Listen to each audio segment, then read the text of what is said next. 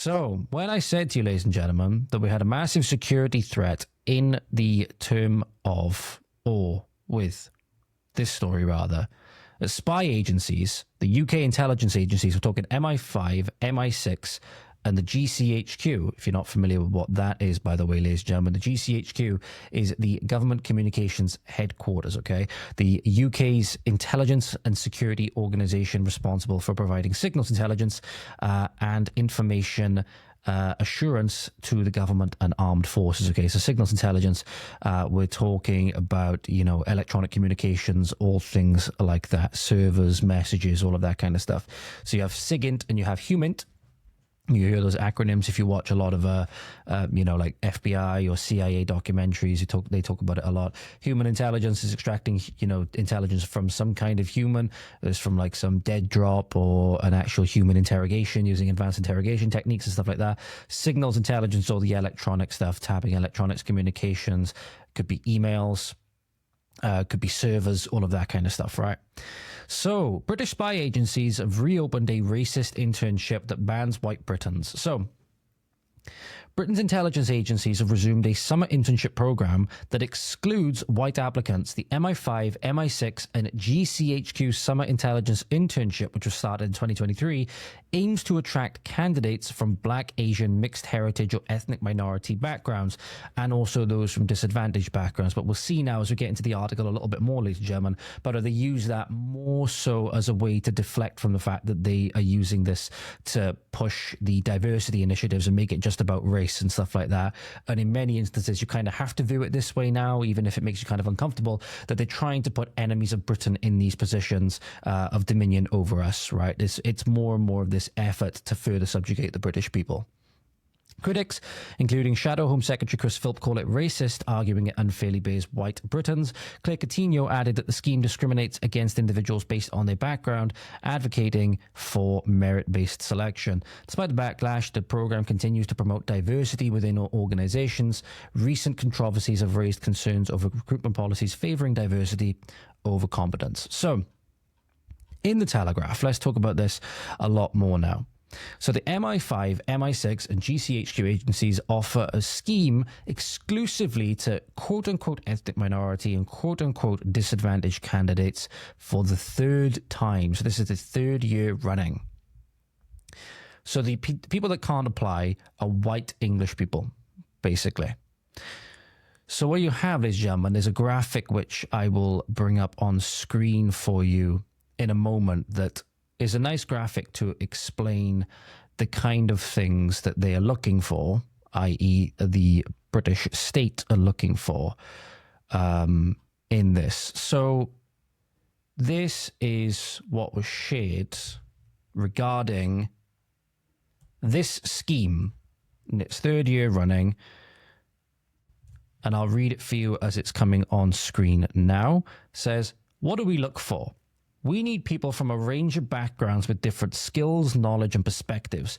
Applicants must be in their penultimate or final year of university from a Black, Asian, mixed heritage or ethnic minority background and low socioeconomic background. We're confining applications for this internship to those within a demographic within this demographic due to current underrepresentation in our workforce. Everything has to be representation now.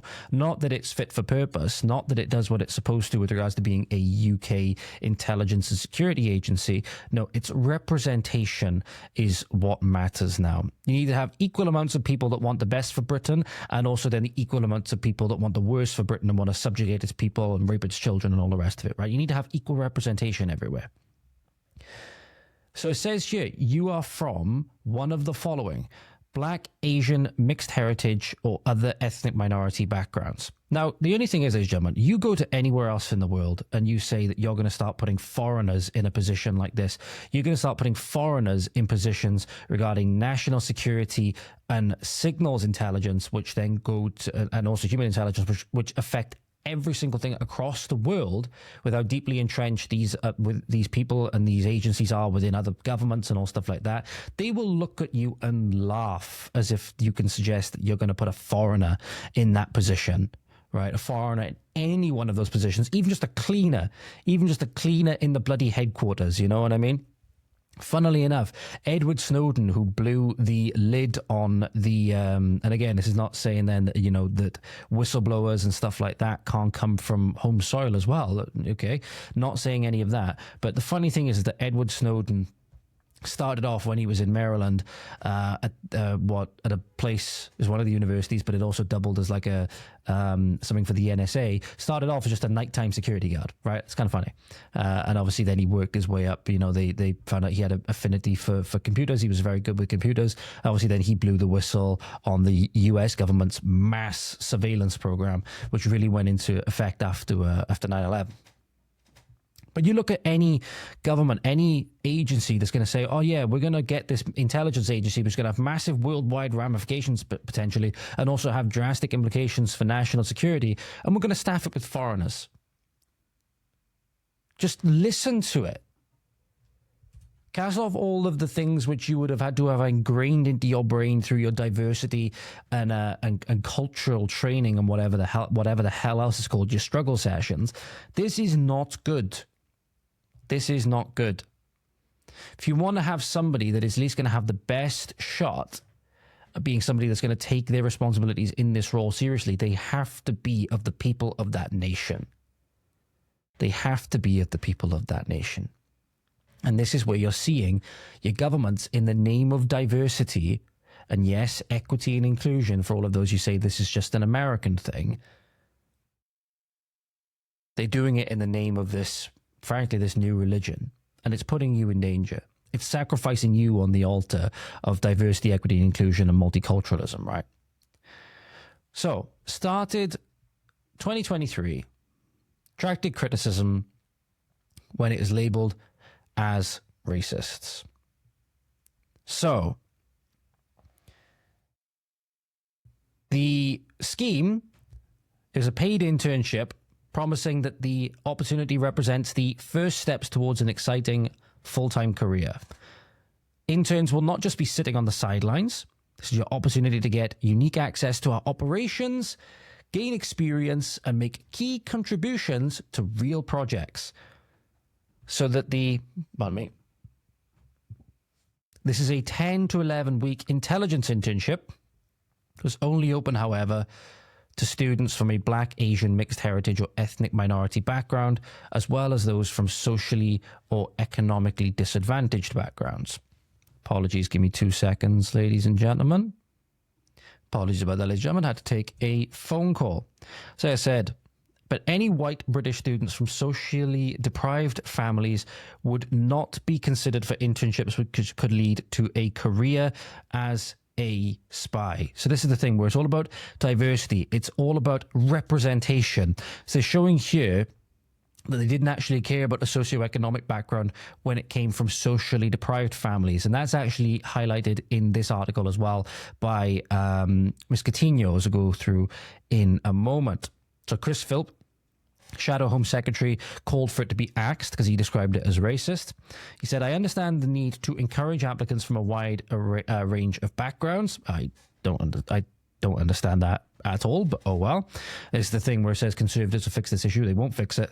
But this is an overtly racist policy and it should be immediately discontinued. It implies it's impossible for any white person to be deprived or deserving of assistance. Yep, absolutely. Because that's what feeds into the Marxist oppressor-oppressed narrative, right?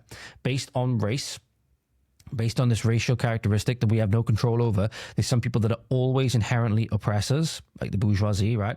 And there are some people that are always inherently oppressed, no matter what other individual factors may be at play, no matter what a person's habits do, no matter what their religious ideology says. In fact, religious ideology also, then, when you see the Christophobia, as we call it now, all across the world, in India, in all other places all across the world, it's open season on Christians at the minute because, again, they've been fed into this oppressor-oppressed narrative, as has always been the case all throughout history. One of the first targets of the Soviet Union were the monasteries, right? So, Claire Coutinho, the Shadow Energy Secretary, said, deciding who can do a summer internship scheme based on the colour of their skin is bad enough. To bar patriotic white Britain to want to serve their country but allow white Irish people is utterly mad. Yeah, absolutely. It is utterly mad when you think of, obviously, the conflict we've had within these isles as well. because the scheme also states that those from an Irish traveller background may apply, as well as those from Romani Gypsy or Romani traveller backgrounds. So again, everybody but the people, by virtue of who they are, would be predisposed to be the best to serve their country due to having the biggest stake in the game, due to having the biggest skin in the game, or the most skin in the game, rather.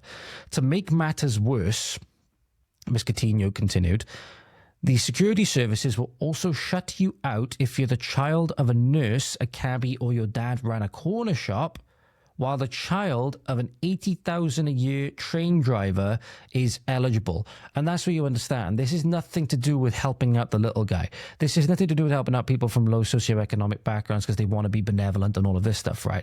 No, this is diversity, equity, and inclusion, and didn't earn it completely on Front Street in our intelligence services. And this is a massive threat to national security. It is state-sponsored discrimination. We should just choose the best people for the job. This is where I disagree with her now. The Conservatives will defend fairness and stand firmly against ideology replacing competence.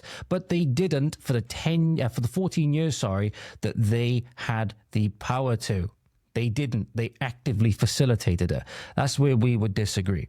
That's where we would disagree. Because you had the Boris wave, you had Rishi Sunak with the 50 pence beast saying diversity built Britain. The Conservatives were all over it. Robert Jenrick and all of the other ministers, all of the other MPs at the time were all over settling Afghans in under the schemes that were in at the time. You got posts for him going back as far as 2021. So no, the Conservatives are all about it. And that's why we call them the Uniparty, right? That's why we call them the Uniparty. They're two cheeks of the same arse. No matter what X you cross at the ballot box, you're going to get the same. Only thing is with Labour, you got it faster, harder, and without lube. That's what you got, right? Both of them are all captured in the same way by the same institutions that are above them. They're no longer accountable to us. They're accountable to bigger institutions with more powerful people that are backing them than us, i.e. the World Economic Forum, i.e. the UN, all of these other big globalist entities, right? That's who they serve. They don't serve us anymore, and the Conservatives are the same. The Conservatives are the same. Even for all of Jenrick's tough talk and going into the train stations to actually video record himself trying to catch train dodgers or train fare dodgers and all of this stuff himself, right? Which is commendable. Again, he has his role to play in this as well. So I can't remember what minister he was at the time, but there's a good chance, at least from what people have said, he knew about the super injunction that was in place at the time. And again, makes you wonder where his loyalties lie.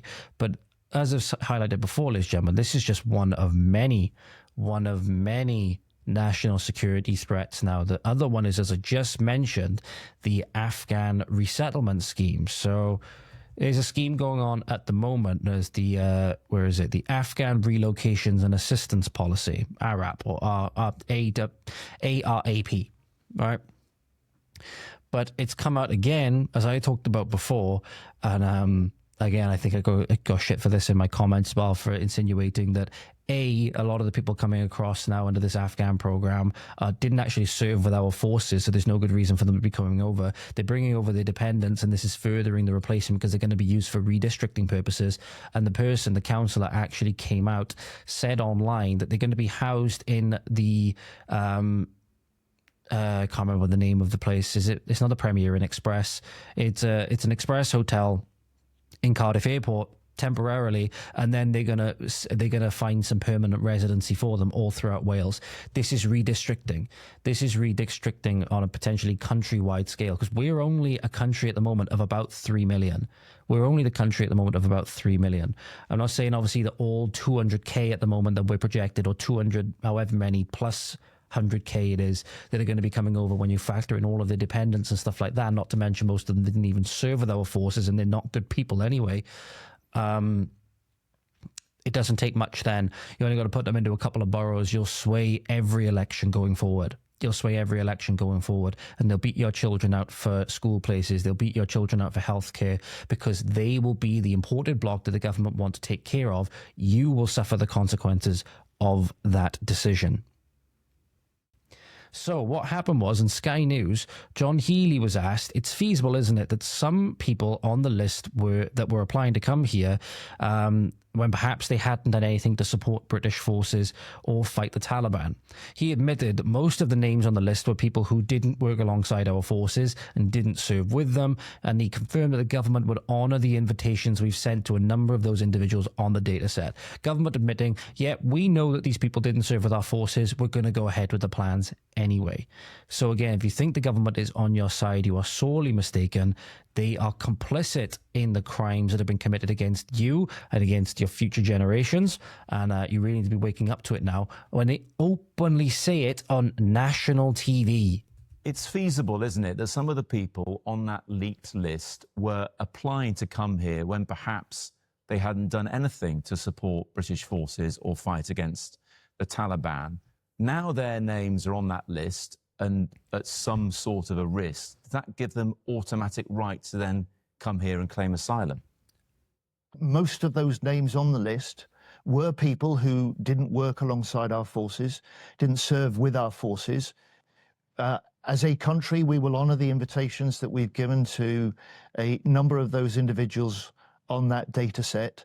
We will bring them into this country with their immediate family members, and we will make sure, as a country, as Britain has done in the last 5 years, we welcome them. So there you go. Openly admitting, we know they didn't serve with us. We know they're going to be bringing however many other people with them that are going to put strain on us socially, that are going to put strain on public services, strain on already things housing, contribute more and more towards the welfare state. But obviously these people very likely want that. They want more state control, obviously. Some politician that doesn't want more state control, right? Doesn't want more control and power going to themselves, right? That they're going to be bringing them over and they're going to be using them. They're not saying this outright, but they will be. It's only a select few supremely stupid people like Yvette Clarke, who we talked about before, who openly says that it's for redistricting purposes, that they will be using them for redistricting purposes. They will be using them to filter them into your communities so that they can outvote you, because they are hoping that they will vote for them. They're hoping that you will be outvoted by the people coming in, voting for the people that enabled them to come here, until those people coming in get to a large enough number where they don't even need the politician that brought them here anymore, because they will elect their own. This is national suicide. This is national suicide, and the self-flagellating and the self-harming that we are doing on a nationwide scale needs to stop. It really, really needs to stop. And it needs to stop with us first.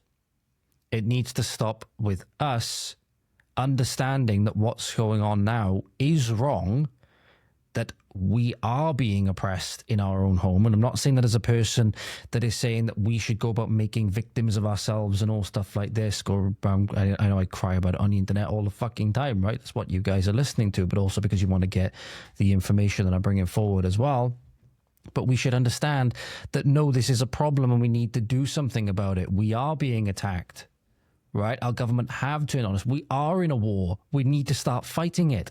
It's okay for us to stick up for ourselves and fight for ourselves and make some people upset doing so. Hell, you cannot have a fight without some people being upset. You can't have a war without people being upset, right? But we're in it. You didn't ask for it. Politicians brought it into you anyway. So it's up to you. You either do something about it. We either do something about it or we don't. It starts with us changing our attitudes towards all of these problems. But I dare say they're not going to, which is very, very sad.